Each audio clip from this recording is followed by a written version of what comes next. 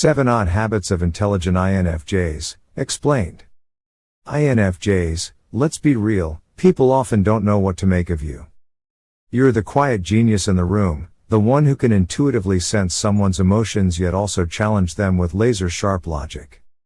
You love people, but need your space. You want truth, but communicate in layers. And above all, you do things differently. In this video, we're peeling back the layers of your mind to talk about the odd habits you exhibit, habits that others may misunderstand or even criticize, but that are rooted in your intelligence. If you've ever felt weird for doing things in your own way, this is your validation. You're not broken. You're not too much. You're just an intelligent INFJ, and this is how your brilliance shows up in the real world. 1. You rehearse conversations in your head, in exhausting detail. To outsiders, you seem calm and natural when you speak. But what they don't realize is that before the conversation even happened, you played it out in your head, dozens of different ways. You rehearse what they might say. You imagine the possible outcomes. You analyze tone, timing, even pauses. Why? Because you care about how your words land. You care about people's emotions, and more importantly, you want to understand and be understood. You're about to confront someone who hurt you. Instead of going in blind, you play out the conversation in your head the night before. You imagine how they might deny it, deflect it, or even break down. You prepare for each version, emotionally and intellectually. This habit comes from the INFJ's dominant introverted intuition, NI, paired with extroverted feeling, FE. Your brain is wired to anticipate outcomes and emotional reactions. Use this habit to your advantage. But remember, real conversations often go off script. Practice staying present. You don't need to predict every word to hold your ground with grace. 2. You zone out in the middle of conversations, because you're solving something bigger in your head. You'll be sitting in a conversation, nodding along, when suddenly, you're gone. Not physically, but mentally. Your mind has drifted into another dimension, weaving ideas together like an invisible tapestry. Someone's telling you about their vacation, but something they say triggers a chain reaction in your mind. You're suddenly deep in thought about human behavior, psychological patterns, or a creative idea you want to explore. When you return, you've missed the last 2 minutes of the conversation. You often feel guilty about this. People say you're not listening or not present. But in truth, your brain is operating on an intuitive, non-linear level. You're thinking 10 layers deeper. Let people close to you know that when you drift, it's not disrespect, it's how your brain processes complexity. Keep a journal to capture these moments of insight so they don't get lost. 3. You clean or organize randomly, but only when your mind is in overdrive. To others, it looks like you suddenly get up and start deep cleaning your closet or alphabetizing your bookshelf at 10 p.m., but for you, it's mental processing. You've just had an emotionally intense day. You can't stop thinking about a conflict at work or a philosophical question that's been bugging you. So, without thinking, you start scrubbing your bathroom like your life depends on it. Why?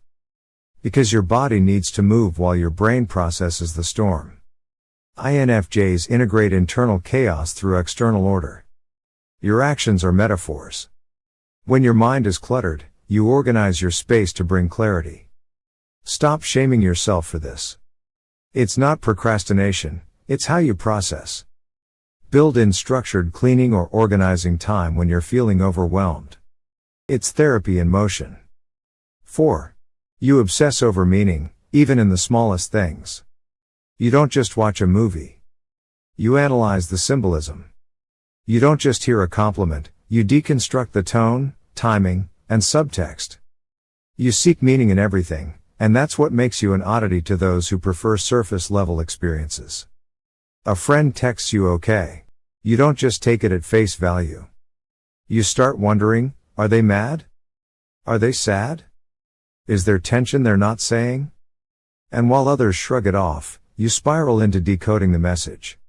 You've been called too intense or too deep. People don't understand why you can't just let things go. But your brain doesn't work like that.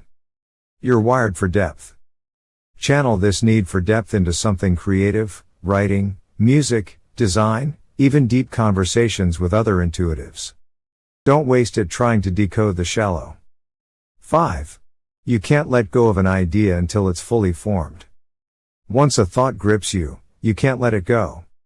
It lives with you, grows inside you, until you've explored it from every possible angle. You might seem obsessive.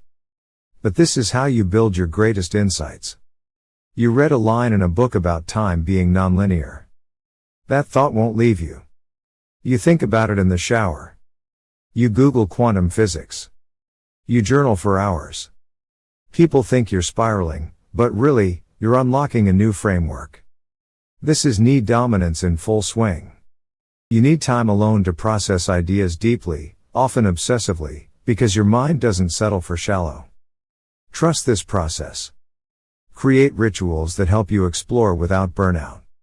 Set limits, like a dedicated thinking hour, to avoid total overwhelm. Then let the idea breathe. 6. You self-sabotage when you're close to success, because you fear being misunderstood at a bigger scale. You dream big.